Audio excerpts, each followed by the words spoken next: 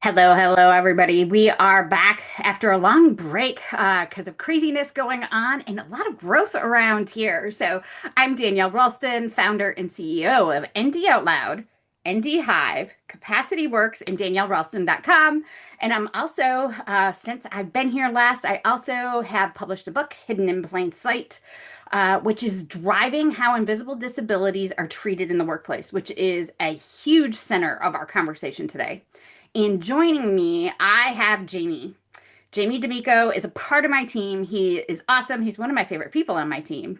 But he's also the founder of Fortify Leadership Coaching and Training, where he coaches and future business leaders on improving workplace performance and navigating their career paths. He also is a neurodivergent coach here on my team. He's going through ND Coaching Academy here on our team, as well as helping us really explore helping people in the workplace, not just for neurodivergence, but with universal workplace design. And him and I have had a lot of conversations about that.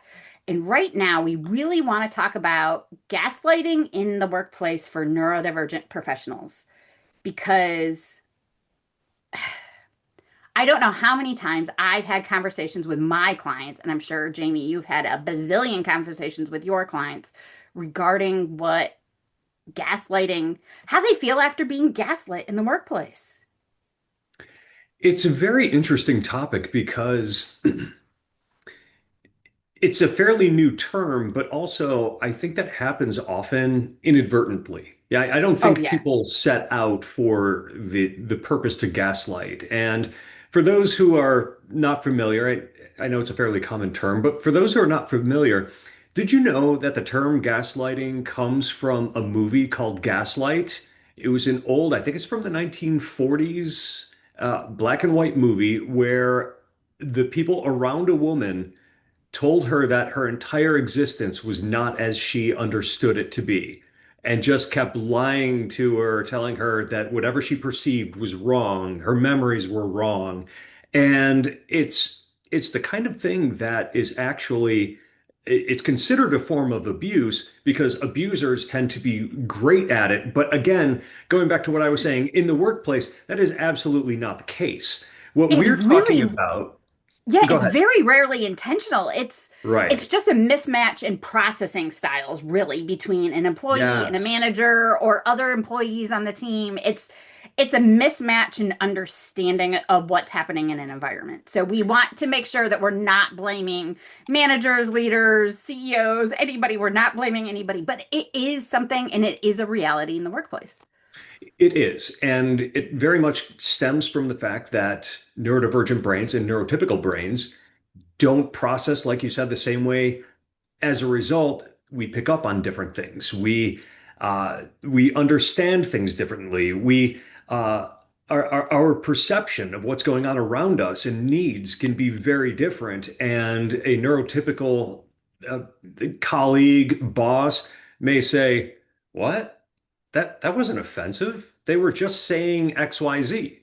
And I understand where that comes from. I have a tendency to want to do that myself, is correct somebody and be like, "Oh no, that's not what they were doing at all." I have vivid memories of doing that to family members and be like, "No, that's not what he meant. Why would you be upset by that?" Well, guess what?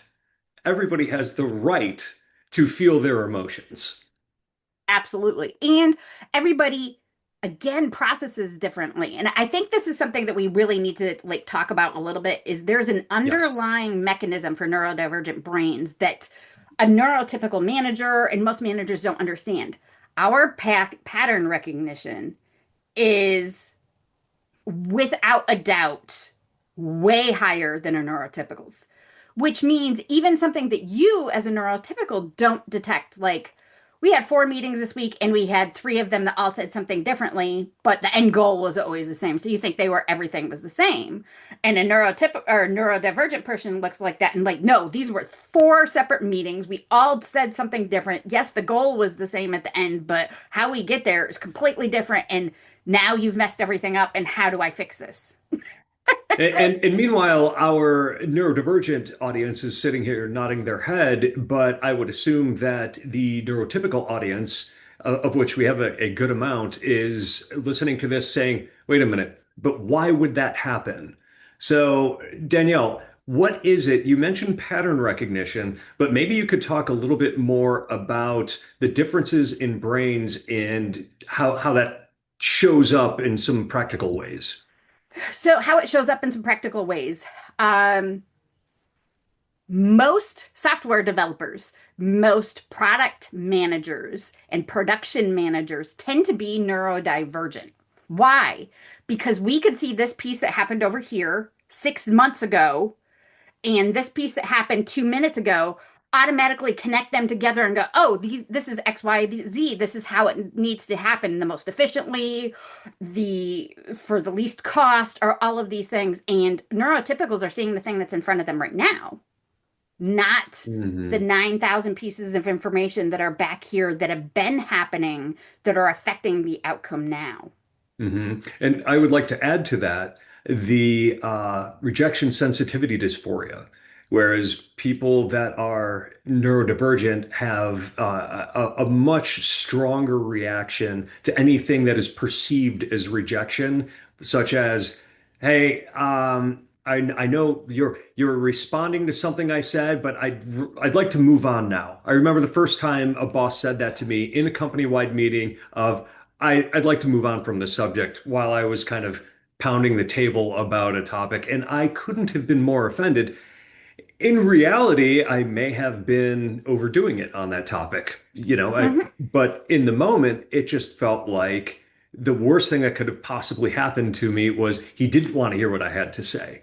Yeah. So Well, it's very important, I think, and I'm sorry to cut you off, but I think it's very important on both sides for people who are neurodivergent to put a name to it and say, "Oh, I'm experiencing RSD right now. That may not be the slight I take it as." Whereas those who are neurotypical may want to say, hey, with this person, I do have to be just a little bit more careful about how I word this. and the other part of that is one, a neurodivergent person, it really is on us as neurodivergent people. And I'm definitely pointing to myself here and Jamie also as neurodivergent, that we really need to understand our own patterns of communication. And Oh, yes. why do we need to understand our patterns of communication? It's not because you have to mask and cover that up or any of these other things, because that's going to cause some issues and other things. We're not going to dive into that today. But when you recognize your own pattern, you can then explain that pattern to somebody else. Yes, absolutely. I once explained that to a boss of mine. I explained, I tend to pick up on vibes. If there's something wrong, I know it. And he was trying to get a message across to me. So what did he do? He didn't speak to me for about 3 days until I walked into his office and I said, what the hell is going on here? He's like, I was hoping you would pick up on that. Perfect. Strange, though. But that's part of our pattern recognition, is that's one of those things that we do notice. But we also notice, and this is where the gaslighting comes in a lot of time, when an organization has a stated process but the actual behaviors diverge from that process. And that's going to happen because things have changed, but nobody's updated the SOP, nobody's updated the process. Hmm. New software has been added, new employees have been added. A neurodivergent employee is going to detect every gap, every problem, and flag it and want to talk about it and bring it And to the, somebody's attention. and the talking about it is where it's going to become an issue, right? Because many people are going to view the same things as not an issue. Hey, Mm-hmm. this isn't a big deal. This is not an issue. And that's where it starts to build, okay? Because nobody, when it comes to what we're referring to as gaslighting, nobody reacts negatively the first time when they're told, hey, that's not a big deal. It's that it accumulates. And the issue with gaslighting is that you eventually start questioning your own sense of reality. So when you're told often enough, hey, that's not a big deal. No, they didn't mean anything by it. Yeah, it's different, but I don't know why you thought it was different because it was close enough to the same.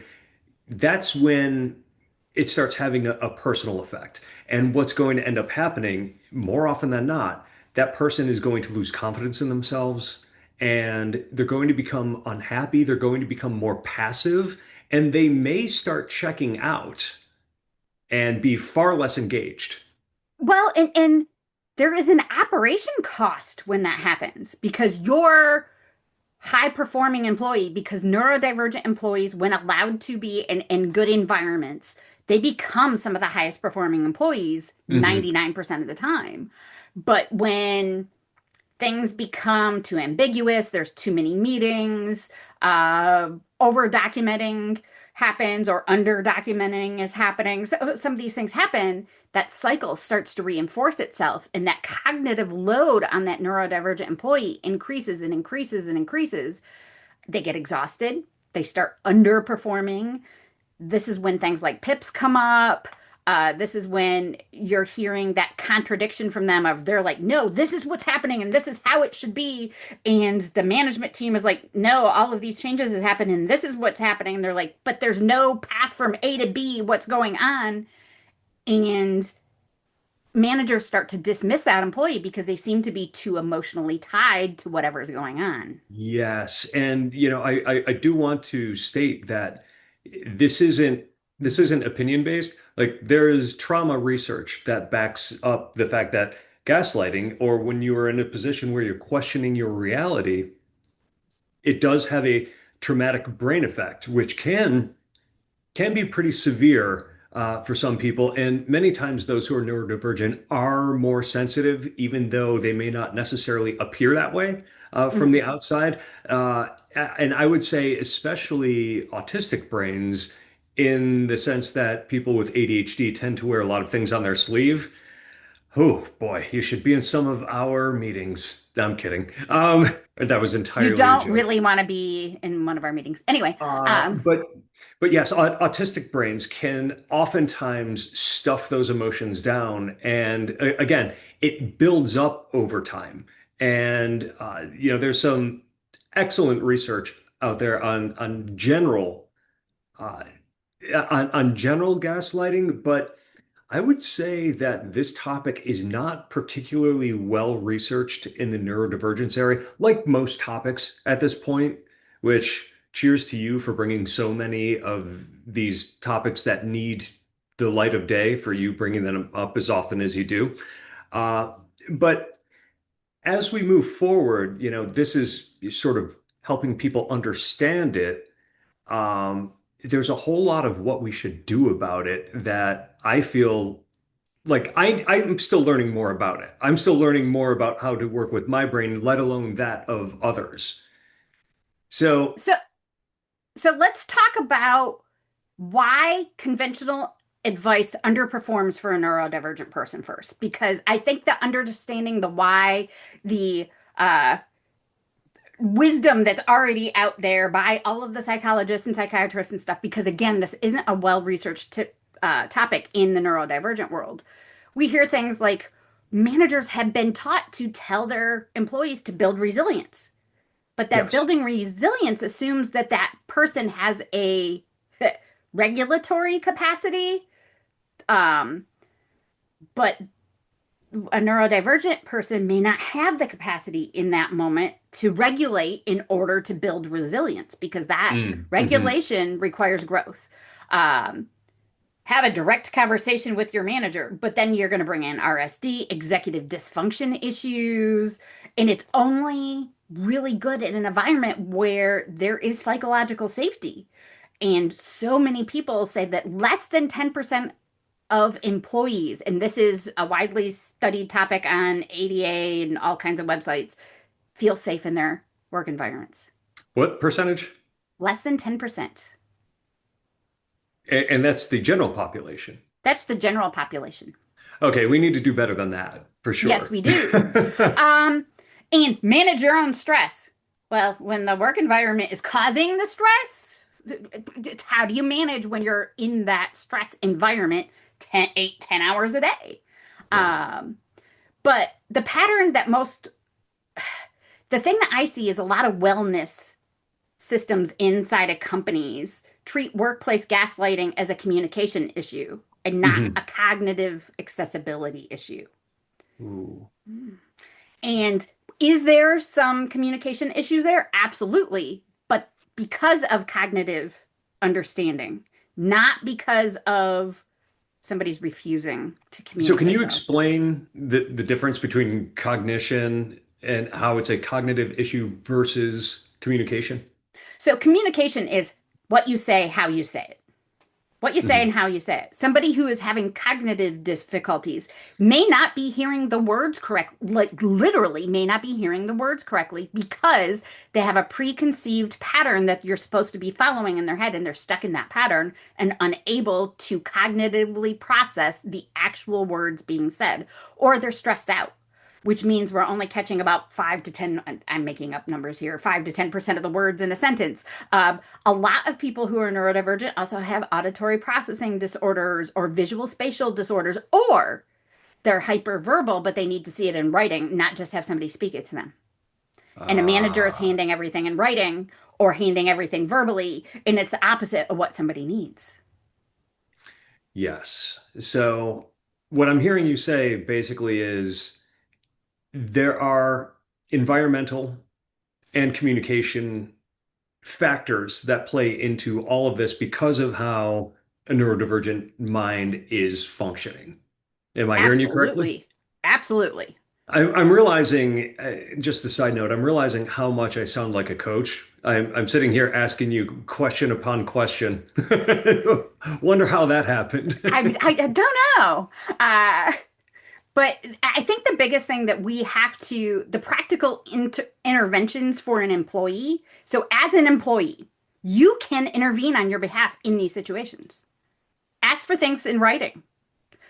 Even if writing isn't your best communication style, ask for it in writing. Why? You could take that writing and put it into AI, ChatGPT, Claude, Cowork, whatever you're allowed to use for work, and have it analyze what was said and restate it for you. You also get more time to process when it's in writing. You can read it out loud to yourself if you need it verbally said to you. Record yourself saying it so you can hear it and play the recording back if that's what you need. Those are easy things that you can do for yourself.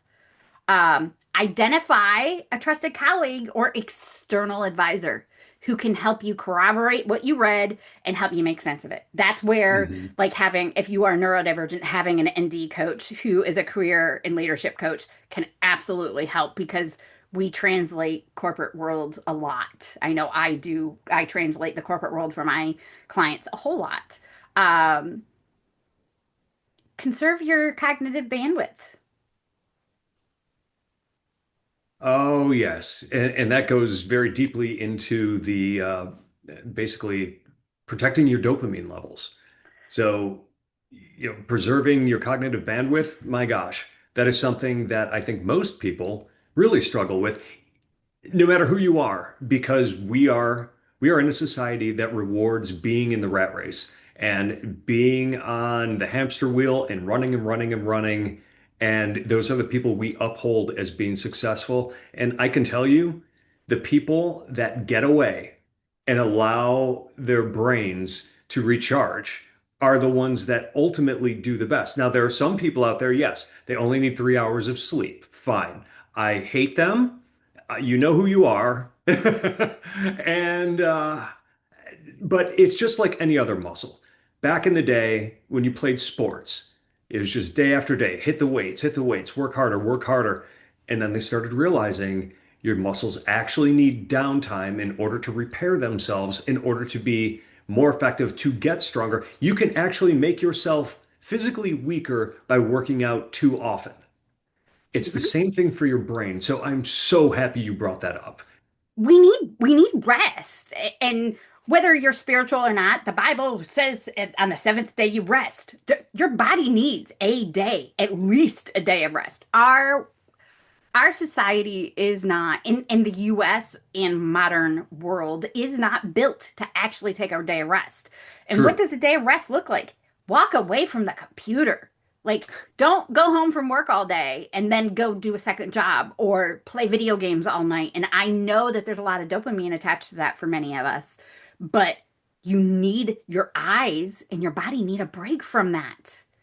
Hmm. Um, silence. Silence is good for your brain. It drives some of us insane.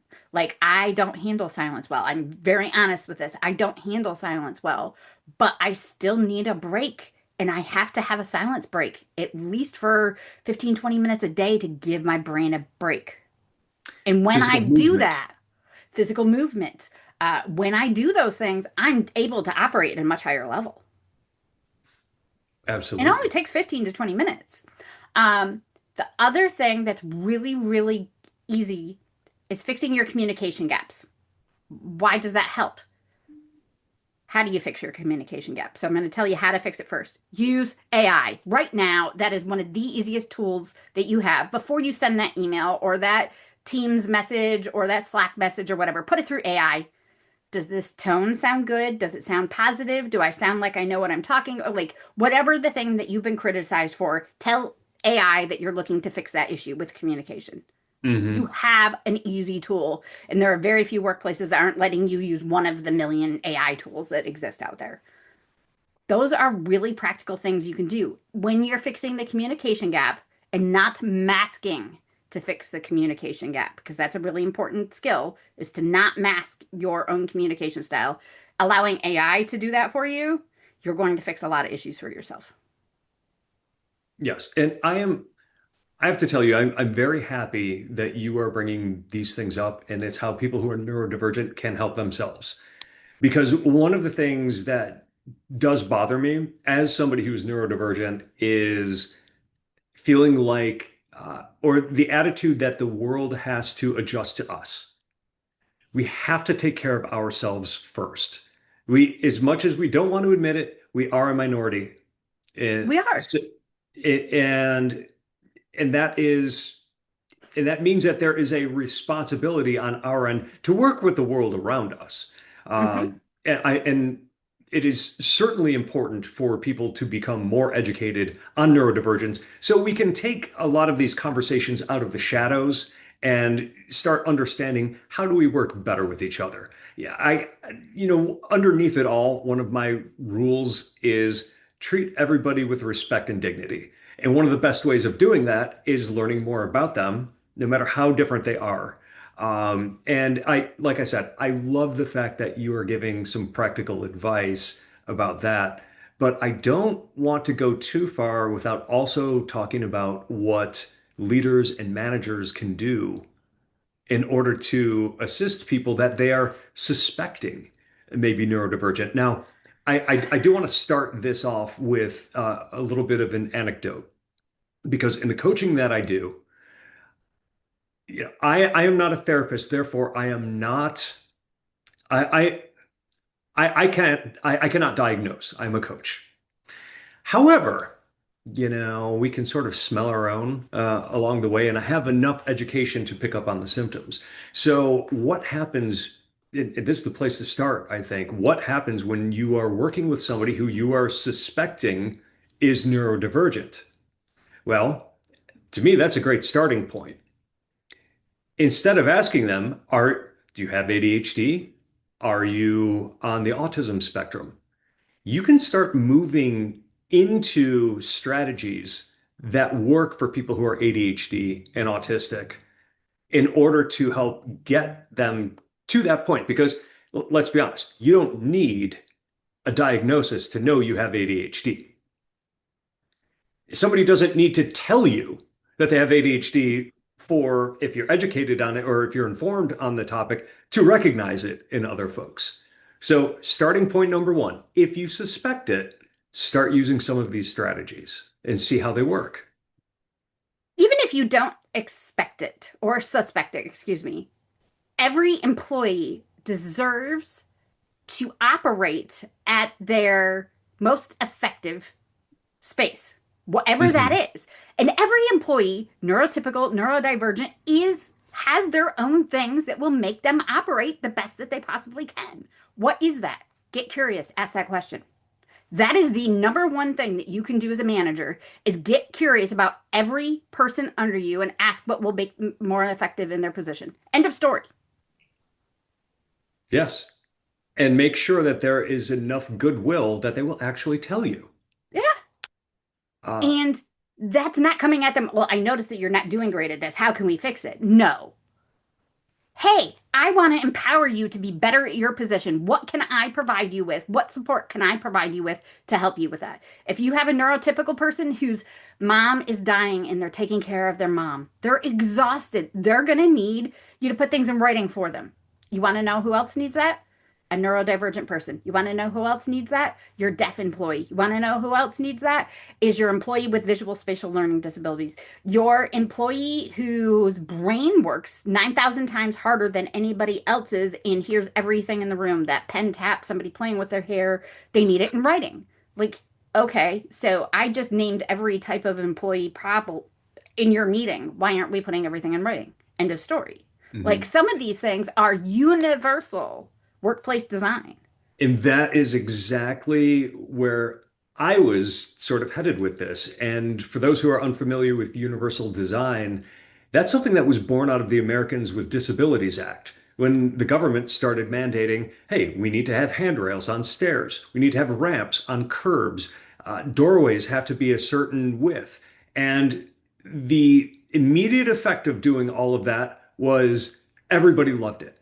Everybody found it easier. The mother with the stroller who's walking down the street and, is going down the sidewalk, crosses the street. She doesn't have to lift the stroller and wake up the baby that's been asleep. You have the handrails. Suddenly, people who have balance issues, maybe they have vertigo, maybe they're just elderly. Suddenly, they have something to grab onto, and now they are more mobile than they were before. So that is where the term universal design began. And the basically the definition is if it helps a small group, it probably helps everybody. And now this has been moving into education for a while. Here's an example, fidget spinners. They started saying, okay, if you have ADHD, you can have a fidget spinner. And they found, wow, the research is showing that they're doing much better with fidget spinners.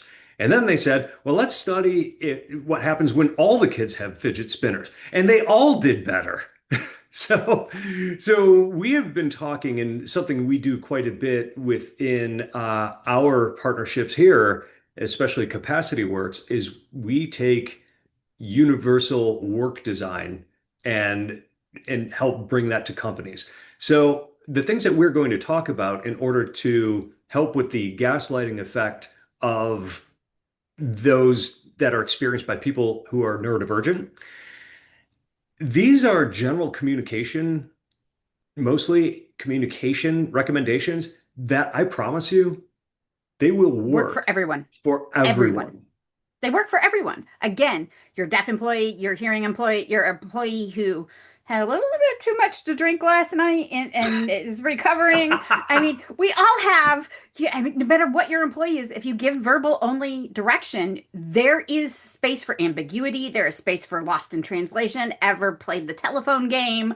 Like, things can happen. If you put it in writing, none of those things happen. And Magically, things are trackable. let me give some advice there. And this is, again, it works for everybody. 100% of people do better when you put things in writing and you structure it correctly. You have short paragraphs, short sentences, use bullets wherever you can, put section labels on your emails. Put something in bold. This is what we're going to talk about. This is what the next couple of items are. And then put it in bold, another section heading, and have your bullet points. It works wonders for people who are neurodivergent, Everyone. and it works perfectly for those who are neurotypical as well. So the thing to know is if you are creating a better situation for somebody who has difficulties, because neurodivergence is a disability. There are a million disabilities that could be under that, learning disabilities, dyslexia, all kinds of things.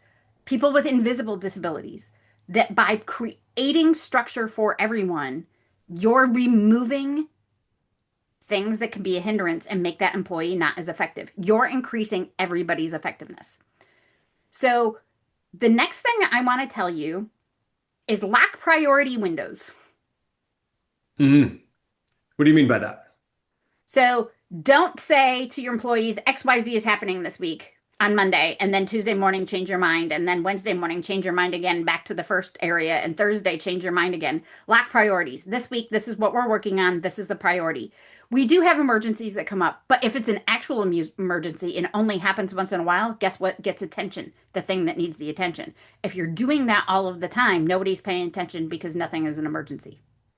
Now this is something that when I'm working with leaders and, not just neurodivergent leaders, something that we have to work on fairly regularly because, let's be honest, agility is very important in the workplace. If you're going to be Mhm. successful, you have to be agile. Mhm. However, what I end up telling people in leadership positions all the time is do not workshop things with employees. Get all the information that you need and then make a decision. But don't have a feeling you should be doing something else and then change your mind after you start doing that something else. Basically do your homework. That way you look, not only do you look more decisive, but your employees are shifting gears less. And it takes, what is it, on average of 23 minutes for an employee to recover from an interruption. Now imagine Mhm. that interruption, you're adding on top of that a task that they may have to figure out. They may be derailed for a half day or more. So in order to keep things moving forward, lock the priority window, like you said. And I'm going to, you mind if I follow that up with another piece of advice? Great. Make asking questions safe. Clarifying questions, especially. Folks who are neurodivergent, they process differently. But even those who don't process differently because they're neurodivergent, some people just, it takes them more time to think through something. Maybe some people need to know the why behind things. Very common amongst folks that have ADHD, but other brains too. Other people need to know the how. But you can't get upset with people for asking those questions because you feel like it's taking too much time. Now, if it is actually taking too much time, move it over to email, have a sidebar conversation, but people need to feel the ability to ask all the questions they need to ask in order to move forward. And that is going to help with the gaslighting immensely. Immensely. I think something that a lot of managers don't realize that when a neurodivergent employee asks why, well, why are we doing this? It's not because they're questioning your authority or the logic behind the thing or anything. They just want to know why so that they can process it. That's it. I personally I ask why a lot. Well, why do you want to do that? Why? Why? I just want to know why. And I have had employers tell me to stop being so combative. That's not combative. I just want to know why. Like, I don't care. I do now because I have a bigger sense of justice than I had when I was in my 20s. But back then, I didn't care. It could be illegal. I just want to know why. And that's such an important thing for people to understand. I was just having that conversation with a good friend of mine whose young daughter, I believe her daughter is 6 years old, who they're fairly sure has ADHD, asks why all the time. And this woman that I know, her mother used to say, "Why does everything have to be so difficult?" And, when you're a parent, you kind of emulate what you grew up with. And she's trying so hard to not say the same thing to her daughter. And it wasn't until we had the conversation where I explained, hey, folks with ADHD don't fully understand the what unless they also know the why. Hmm. It's just there's something fully incomplete for people with ADHD if they don't know the 360 degrees of something. And So that's it. And a lot of them, again, don't care what the actual thing is. They just want to know why. We don't care. We Yeah, they're not just, going to argue with you. no, they just want to know why. And that's a really big one. The next thing I want to really talk about, and it's in that wording again, is just again back to the ask them how to help them. What can you do to help their thing? Is what is in your way today? What's in your way today? As a manager, what's in your way should always be a question you're asking your employees. I know Jamie and I had this conversation, I think a week or two ago. He was working on something and it was something was just in the way. It was really frustrating him. And I said, okay, what's in your way? How can we fix this? Okay, I got to fix for you. Here. That was And did it. she ever, mind you? I'm a little bossy. I am the No, boss though. I'm So saying you had something to really fix it. So the thing to remember is the more that you put on your employee to have to operate cognitively, physically, masking, dealing with navigating a workplace, the more you're going to have burnout, whether it's a neurodivergent employee or a neurotypical. The more stress that you can remove by asking what's in your way today, how can I make you more effective? Those two questions can remove so much cognitive and physical load from every employee that you're going to have employees who burn out less, who need less sick days, who need less mental health days, who need to spend less in mental health support just by removing and asking two really simple questions. And I'm going to add to that. Always tell them at the end, well, if something comes up or you think of something, let me know right away. And the reason for that is it becomes very reflexive to say nothing. Sort of like asking somebody what's up or how are you doing is a Mm-hmm. greeting. It's reflexive to say, fine, good. I now know that when I was an RA, my fifth year of college, there was a guy who lived on my floor. He was absolutely on the spectrum. I can almost guarantee it. And I was scared of him at first because when I would ask, how are you doing? He would actually tell me, well, not so good. See, this happened with my girlfriend. And I'm like, oh my God, that's not what I was asking you. I was greeting you. But um, most you're not going to get that from most people. They just want to kind of move on with their day. So make it clear to them that if something comes up at any point, that you are there to help remove the barrier, which is another sort of leadership 101 thing, which is you're in a leadership position, you're going to get far less done than you ever used to because you are dealing with people now and not just issues. And I love a good check-in. I have actually one of my clients is seeing a huge improvement in her staff's, well, I would say, yeah, I would say much greater productivity from her team since she started doing 5 to 15 minute stand-ups on a daily basis with them. And they are not a crew of neurodivergent people. It's just better leadership. Absolutely. And may I give one last recommendation? Find a way to provide feedback without shaming people. So how do you do that how do you do that as a manager? How do you give feedback without shaming somebody? Okay, there's two things you absolutely have to do. Number one, you have to take your own emotion out of it. And I say this all the time because if you take emotion out of it, you always know the right thing to say. It's when you're upset or frustrated or stressed out that you say things that you regret. So that becomes the subject object movement that I talk about in coaching and they talk about in psychology all the time. The topic has to, the subject has to become an object. Write it down, put it on the board, imagine it on a wall. Our amazing colleague Shay just yesterday made that recommendation. Take this scene and pretend you're projecting it onto a screen and tell me what you're seeing. It was wonderful. The other thing you have to do is you take the personal out of it, the you, and talk about the situation. So instead of you didn't get that done and now we're behind schedule, has to become When things don't get done, we end up behind schedule. It's I it's the haven't used, same message. I'm going to interrupt a little bit. I tell my clients, I want you to use outcome-based feedback. We had this project that just did not go well.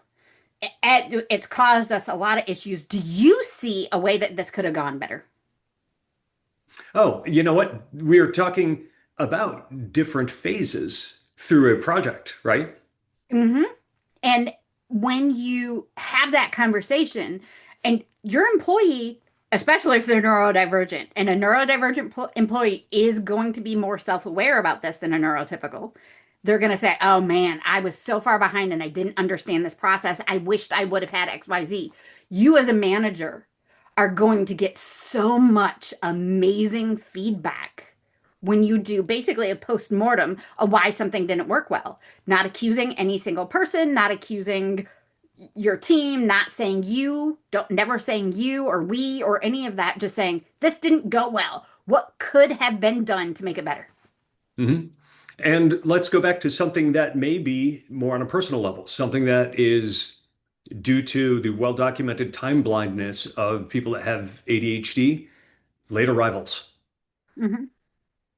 A way of approaching that is by taking the you aspect out of it is late arrivals lead to X, Y, and Z. It becomes too lax of an environment. People find it to be disrespectful. It gives the impression that when people are arriving late, they don't care. I know that you care, but we are, we are judged by our peers based on these things. So, that's where I feel like the shame is being removed. And finally, don't ever address something like that. Again, management 101, don't address problems like that in front of other people. Don't do this in a team meeting ever, And don't ever. and don't address anything with sarcasm. Yeah, it's just If you have and that God bless a manager who has a ton of neurodivergent employees on one team, because that I will tell you as a manager of neurodivergent people, sarcasm is a way of communication sometimes, and it's very, very hard to get them to communicate outside of it. But you, as the manager, should never be using it, even if it's a normal culture of your team. I was told some great advice very early in my career uh, by a guy who, he ended up being a VP by like 26 years old. And he had one golden rule. And I think he took it right from the movie Roadhouse when he said, no matter what, just be nice. Be nice. It is your job to be the nicest person there. That doesn't mean you can't correct people. That doesn't mean you can't give bad news, but you have to be nice to everyone. And sarcasm cuts right into being nice. Mm-hmm. It does. Absolutely. I will tell you again, even if it's the culture of your team and their interactions with each other, you as the manager should not be communicating ever in that way. So can I real quickly summarize the things that we talked about as Yes. advice for managers? Yes. All right. You said put it in writing. Uh, make asking questions safe. Lock priority windows. Uh, do not shame people and get problems on the surface early and quickly by having regular meetings and letting folks know that you are available to help solve problems. And that's five things. It's five things. They're very easy. And something I will tell you, if you do those five things, you will become one of the best managers in the company you've got Oh, that absolutely. exists. Because unfortunately, that's still a very rare thing. So I hope we've empowered the managers today. I hope we've empowered the neurodivergent people dealing with this today. If you have more questions, you want to learn more, down below is going to be some more articles, some really deep articles that we've written on gaslighting in the workplace. We have one for neurodivergence, we have one for the bosses, and we also have one for therapists to help their clients deal with gaslighting in the workplace and some tips and tricks for you. If you have questions, always reach out to us. We're always happy to talk to you. Have an amazing day, everybody.